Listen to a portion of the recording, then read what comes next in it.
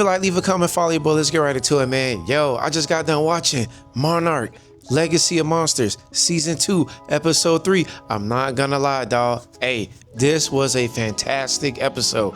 You guys already know what we like to do here, man. We like to go through all the best moments, starting with number 6. Hands down, gotta go to, yo, the village lady let Keiko and Shaw get away, man. I'm not gonna lie. It was freaking mad crazy, dawg. When Titan X pulled up and just went to destroying things, and those scallop looking things went to swimming after Titan X or whatever, and then freaking Shaw and Keiko, they was in like disbelief. She snapping photos, and then guess what? You see all those village people, they start creeping up, right? They looking crazy. They got all that war traditional paint going on, right? And I ain't gonna lie, that one looked at mad shicey, the one that, you know, he went to shanking up Keiko or whatever because he wanted that camera real bad, right? It was crazy, right? So you already know your boy Shaw had to put that man in the headlock. He had the knife there or whatever. Some way, somehow they managed to get away. They running through the forest, right? And I'm not gonna lie, this was a very, very tense moment because they hiding behind, I think it was like a boulder or a rock. And you know, low-key the whole time, that village lady, she been warning them from the get-go. Hey, like, get the fuck up out of here. Okay, it ain't nothing here at this village. You guys need to leave, okay? They did not listen. Even in, when all the village people pulled up and was like, yo, give me that camera. And she's like, man, look, just let them go, man. Let them go. And they look, they wanted all the smoke, right? So when they was hiding, and then, like I said, that shiesty looking village guy, he looking around and stuff. He trying to track them, and then he went to leave, and then freaking Keiko made a noise with her damn foot. And I was like, oh my gosh, bro, don't tell me that, you know, they're gonna come back. The other villagers is gonna hear. And then when she creeped up and she saw their legs and feet, I was like, oh man. But she let them go. It was crazy. Moment number 5, hands down, gotta go to, yo, Apex is back on they shiestiness, okay? So they went ahead and they broke into freaking Hiroshi's office and they stole his device that they was gonna use to, you know what I'm saying, lure Titan X, all right? And then also too, they basically wanted the world to find out about Titan X, okay? Now that's the thing. Why did they want to do that, okay? I kind of like how we getting like all the breadcrumbs of like how dirty and corrupt Apex really is, okay? And it's really cool that this show is just like showcasing that, you know, that aspect, because in the movies we saw what they did. You know, they done build Mecha Godzilla in the movies or whatever, but I just love how you just see, you know, from the TV show aspect, like, yo, they is hella shiesty. They back on they budge, Ivan, okay? And it was a crazy moment to know that, yeah, they doing things behind the scenes. It's insane. Moment number 4, hands down, gotta go to, yo, your girl Cate don't know how to deal with her grief. I'm not gonna lie. This episode 3 was more of a, I wanna say, a human episode. It dealt with more emotions, you feel me?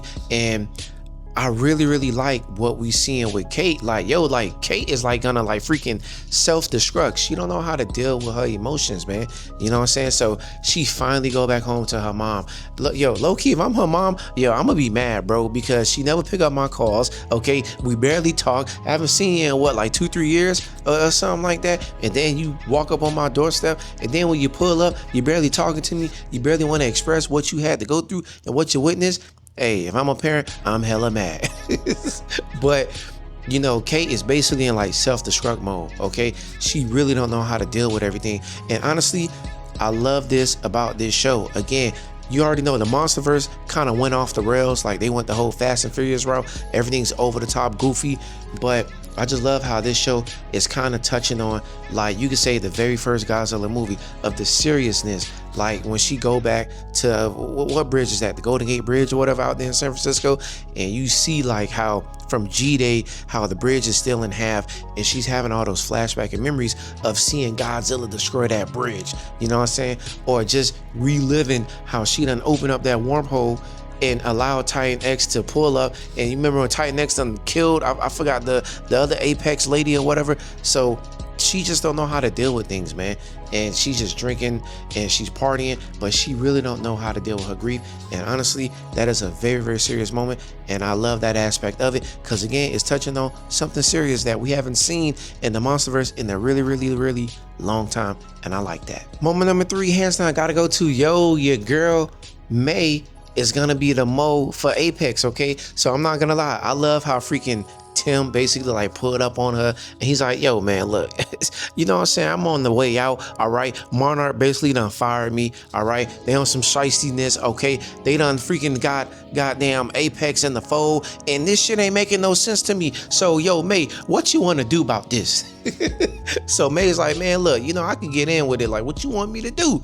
So the fact that, you know, Tim basically letting her know like, hey man, look, I want you to get a job with Apex. I need you to be the mole, okay? I need you to be my eyes and ears up in there, all right? Because something ain't adding up, all right? Something not making any sense, okay? Like Monarch and Apex working together, Apex got a different agenda, and I need to find out what it is. And again, as the viewer, we already know Apex is hella shiesty. We already know they crooked and corrupt in what they did in the movies. But I love that, again, this is a prequel. So I think, yeah, it happens like in between the events of Godzilla, King of Monsters, right? So I love that aspect of like, okay, you seeing other characters. Like again, in the movies, we already know that, you know what I'm saying, Apex was bad. But in this show, you seeing like other characters like, man, yo, something don't feel right. Like, what's going on, man? Like, yo, mate, I need your expertise. Go get your ass up in there and find out what's really going on. And of course, May did, all right? She found out, she was hacking and stuff, looking at surveillance or whatever. And she's like, damn, bro, they've been keeping tabs on us from like the very beginning. Like, god damn. And she witnessed that, you know, they went up in there and they did steal the goddamn sound device. It's crazy. Moment number 2, hands down, I gotta go to, yo, Keiko and Shaw making love. Yo, I'm not gonna lie. The best aspect of this episode, like low-key, was literally like the past, okay? Every time we go back to the past, I love every single moment of goddamn young Shaw and Keiko. I love it. You could just feel the romance between them. You could feel how freaking Keiko is just undecisive. She's in between. You know, she loves Billy, but then also she got feelings for Shaw as well too.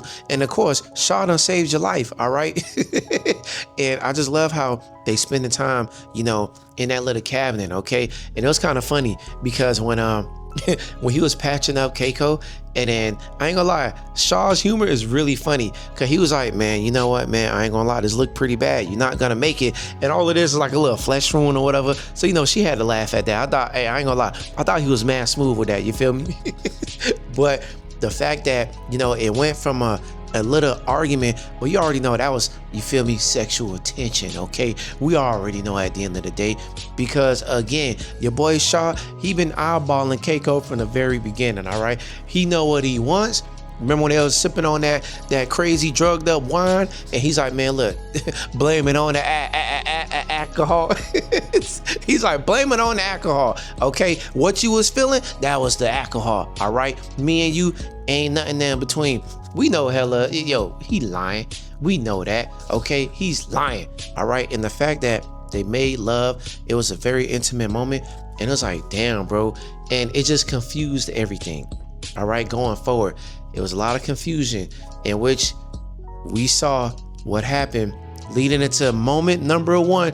We saw the main reason of why Billy left Hiroshi back when he was 11 years old, okay? So just the build up to that moment was pretty fabulous, if I have to say, you know, the least, because I love the fact that Hiroshi was mad. He was snapping on his mom. He's like, man, look, all you think about is Monarch, man. Yo, Funk Billy, he left me when I was a kid. Yeah, I don't remember much, but yo, I remember that. And she's like, yo, what are you talking about? Like, Billy didn't leave you. He's like, then tell me why. You don't even know. Like, you been gone. Like he left me, man. This is why I got this accent. He left me. And then you get a chance and you see. So after the events of freaking, you know, when Shaw and Keiko made love or whatever, she wrote Shaw a letter basically explaining, look, I will always love you, but my heart is here with Billy. Okay, we cannot allow whatever we did to happen again. We cannot let Billy find out about this, okay? So, of course, Shaw don't want to hear that shit, you feel me? Because what he do after reading that letter, he started pouring up, you feel me? Because, again, he know at the end of the day, he can't be happy, you feel me? He can't have Keiko. And the fact that in that flashback, we saw, okay, Hiroshi playing with the little knife or whatever, and Billy's like, man, go downstairs, I'll clean this stuff up. And the letter falls out, bro. And then we assuming, as the audience, he read that letter. Bro, the dramatic music to end this episode was freaking genius, man. Freaking genius, bro. I'm not gonna lie. I was like, yo, my jaw dropped at that moment. I'm not even gonna lie to you guys, because it's like, again, the buildup with Hiroshi snapping on his mom, and you know, I can't even imagine like what, like to have to sit on that for that whole time, for all them years, not knowing why did Billy abandon me. You know what I'm saying? Why did you send me off somewhere else? And they still don't know why. Hopefully we found out later on in the season, hopefully, but I doubt it.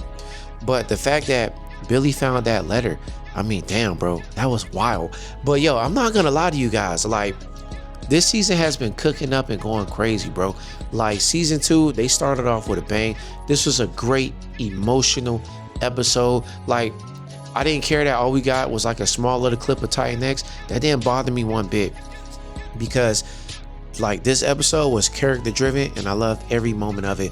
You guys let me know, man, what was you guys' favorite moment in this episode? Again, season 2, yo, they've been turning up this season. I'm not even gonna lie to you guys. But thank you guys for watching. As always, thank you. And leave a like, leave a comment, let me know, man. I'm out.